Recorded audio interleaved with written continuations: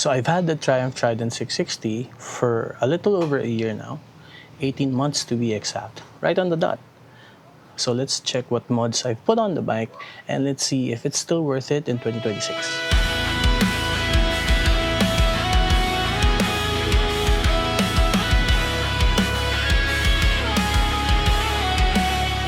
The bike's been with me for about 18 months now. I got it secondhand. The previous owner put in 2,500 kilometers on the bike, and now it currently has around, let's check, 12,300 kilometers. So I've put in about 10,000 kilometers on it. So this is gonna be my long-term review, sort of. So let's start here from the front. I've put on bar end mirrors. So these aren't actually Triumph ones. I got them off Shopee for cheap. They're pretty close to the original ones. I wasn't actually a fan of bar and mirrors up until I put them on the bike. So I guess there goes the saying, don't knock it till you try it. I've also changed out the levers. These are 2-finger levers. I came from mountain biking. I'm used to braking with just 1 finger. In this case, I only use 2 fingers to brake. I also changed out the clutch lever because the stock ones don't offer any adjustment and I keep on stalling out. So I got these just because I could adjust the reach like so, and yeah. So, I know people are gonna say stock levers give more leverage, but these work fine for my case. Okay. I've also installed grip puppies, not because I need help with the vibration, but just because the levers are actually worn out, so I don't like the look. So I just covered them with these grip puppies. To be honest, I prefer the slim levers, but yeah, these look better and they don't really impede with the operation of the bike, so it's good. I've also installed a fly screen. It doesn't really do anything in terms of wind protection, but I kind of like how it cleans up the front end. So down here I've put on auxiliary lights. These small ones, I found the mount on Shopee. This is how they look, and turned on. There you go.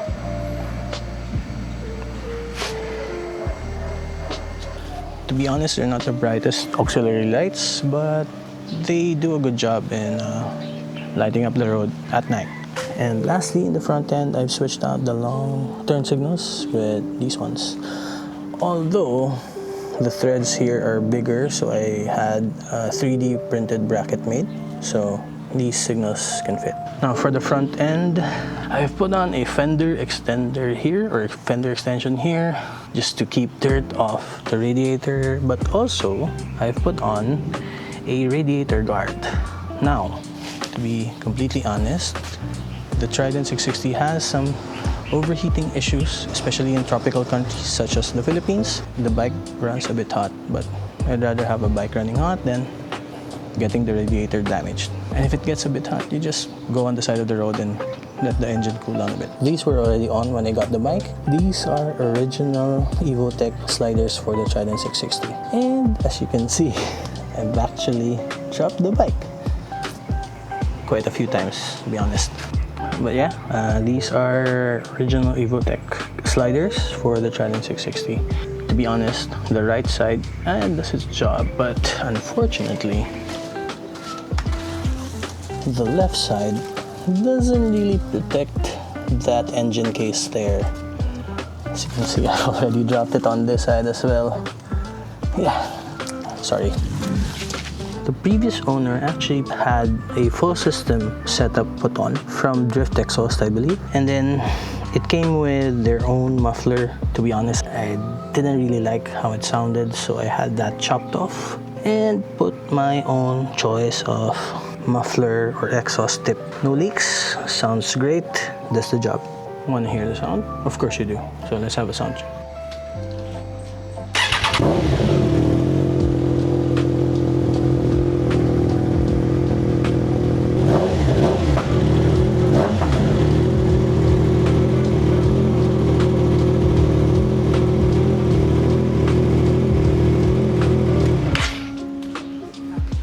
I think it sounds nice. Not too loud. Kinda is loud, but not too loud. Sounds sweet. Probably the thing that will get most questions would be this tail tidy setup right here. I've posted my bike on TikTok and there were lots of comments asking about the tail tidy. I really like showing off the rear tire. I think it looks really cool, and in my opinion, that's right.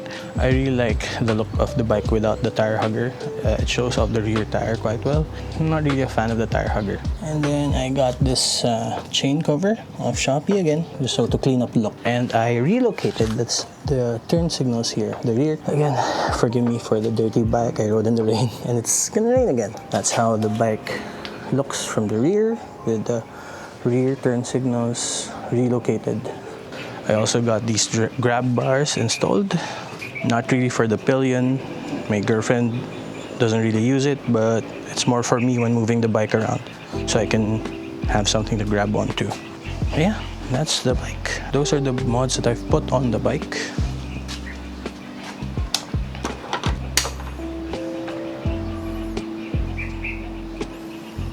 And it's run for about 12,300 kilometers. Oh, and before I forget, we got a quick shifter, or as Triumph calls it, the Triumph Shift Assist. The bike didn't come with one. I got it on sale during Triumph's 6th year anniversary, or Triumph Motorcycles Philippines 6th year anniversary, and I had it installed. I got it 50% off, so it was a very, very good deal.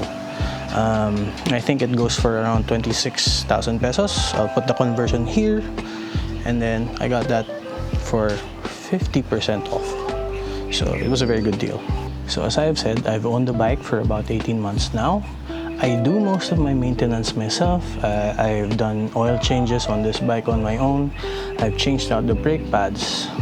I've also actually changed out the air filter, changed out the turn signals. I've done a tail tidy mod on the bike. The only thing I've had Triumph do, that I had to bring it to them, was actually to install, or actually, no, I installed the quick shifter, but I had Triumph activate the quick shifter, because you can't really do that DIY. I've also done service interval or service reminder resets on the bike on my own. Shout out Tiger Tool. I've done most of the maintenance myself. It's been pretty cheap because they kind of charge a premium. Worth it though. If you're not confident in doing your own maintenance, go visit your local Triumph dealer.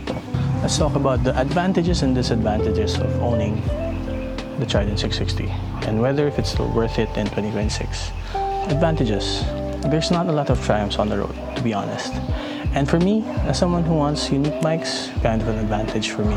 When I was choosing a bike, I boiled it down to two bikes, the Honda CB650R and this bike, the Trident 660. Both good-looking bikes, both awesome bikes on their own right. The CB650 is an inline 4, this one is a inline 3. The uniqueness or the uncommonness of it kind of sold me on the bike. Again, nothing on CB650Rs. I think they're great-looking bikes if you're into neo-retros, but there's, at least when I was shopping for bikes, I see a lot of them on the road. Again, nothing against it, they're just really common compared to the Trident 660. Another advantage would be that signature triple sound. At the risk of sounding biased, I really love the sound of an inline 3. It's very deep, it's very bassy, and it's very unique sounding compared to inline 4s, because they're a lot more common than inline 3s. The look of the bike, as I said, I like neo-retro looking bikes. I also like the Smart Pillion 401. It's one of my choices actually when I was choosing my first bike. The single round headlight, love the look. So another thing, actually I found this out when I already owned the bike, was the torque. The way the torque is readily available at low RPMs. There's nothing like it. Well, there are of course, but I mean, as someone who came from a 2-cylinder and then trying out 4-cylinder bikes where the torque is really up top, I like how the torque is very usable down low. That's a signature triple engine thing, and I really like it. Another thing that I like is how lightweight it is. It's 189 kilograms, which is fairly light compared to the other bikes in this segment. It makes it very easy to maneuver, especially in traffic. And then lastly, for the tech, it offers a lot of tech that is not normally found in this segment. I believe the newer Tridents actually have more tech in them. Now, the Trident is not a perfect bike, far from it. And here are the things that I didn't really like about the Trident. First, the throttle lag or the throttle delay. People keep saying that the throttle delay is because it's ride-by-wire. I've tried ride-by-wire bikes before and they don't have throttle delay. Case in point, my friend has a Svartpilen 401, a Husky Svartpilen 401. That's a ride-by-wire bike and there is no delay. So I'm not sure what they're talking about right there. But just to be clear, the throttle delay is noticeable just at the lower gears, specifically from first gear to second gear. Higher gears, you don't really notice it, so yeah, but it's there. I had to change my shirt. I was sweating balls, sorry. Second, or another thing that I don't like, is the bike runs a bit hot. This is a European bike, and apparently, from people that I've talked to, it's a European bike thing. They don't really like tropical climates, and I can attest to that because the bike runs hot. What I've done to fix that is actually I've flushed out the engine coolant. There's fresh coolant on the bike now, so that kind of helped. Still kind of runs hot, but at least I'm no longer reaching 7 out of 8 bars in the panel, in the engine temp. If your bike is more than 2 years old, flush out your coolant. So another thing that I don't really like is the quick shifter. I've tried other quick shifters before, specifically the one on the ZX4RR and the one on the Trident 800. Those quick shifters, smooth as butter. This one, not so much. Another thing that I'm not a big fan of is how you check the oil on this bike. It uses a dipstick, which adds a few steps, more than if it had a sight glass. They claim you get around 23 kilometers per liter on this bike, but to be honest, I get about 17 to 18. There was a point that I was getting 13 kilometers per liter, and I'll tell you why. Because of that freaking exhaust. It sounds so good that you just want to rev it out.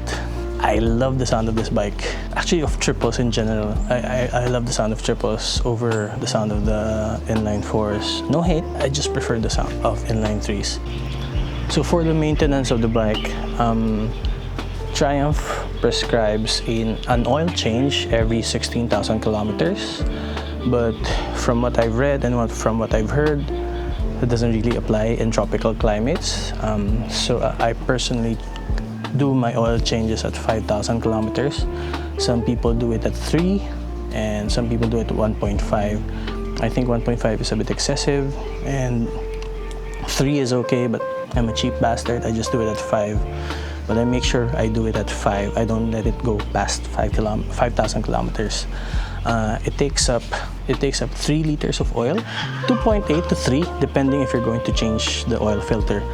As for the oil filter, conveniently, this bike uses the same oil filter that they use on Honda Cities and Honda Civics. So if you think that oil filter is cheaper, then get that instead. Probably works fine. Is it worth it in 2026? If you're buying brand new, just get the Trident 800. Just get the Trident 800. It's a way better bike. But there's a few bikes that I'm looking at, both realistically and unrealistically. My dream bike right now is a Speed Triple 1200RR. That thing looks beautiful. But realistically, is this going to be my endgame bike? Probably, unless I can get a Speed Triple 765 for really cheap. Do I love this bike? Yes. Is it the perfect bike? No. 2026, it's a great deal secondhand. You can get one for really cheap. It's reliable. It sounds great. Quick bike, both in city speeds and in long rides. Good for beginners and not so beginners like me. I love this bike. It's one of the best bikes I've had, although I've only had 2. But yeah, I would definitely recommend getting the Trident if you want a neo-retro looking bike. One of the reasons that I think it's a great bike, other than the bike itself, is because of how great Triumph builds their community. And I'm not trying to be a Triumph Motorcycles Philippines shill, but there's a few brands that I've seen locally that builds their community well, and I think Triumph Philippines is one of those companies. They don't really care if you bought your bike secondhand, if you bought your bike brand new. If you own a Triumph, you're very much welcome to their community, and I love that because they're not really just about getting your money. They're not just about selling you a bike. They're about building a community. That's what I really love about the brand. So shout out to Triumph Motorcycles Philippines. Great job. So yeah, those are my thoughts. I hope you enjoyed, and I'll see you next video. Have fun, enjoy, stay safe, stay dry, stay hydrated, and I'll see you next time. Take care. Bye-bye.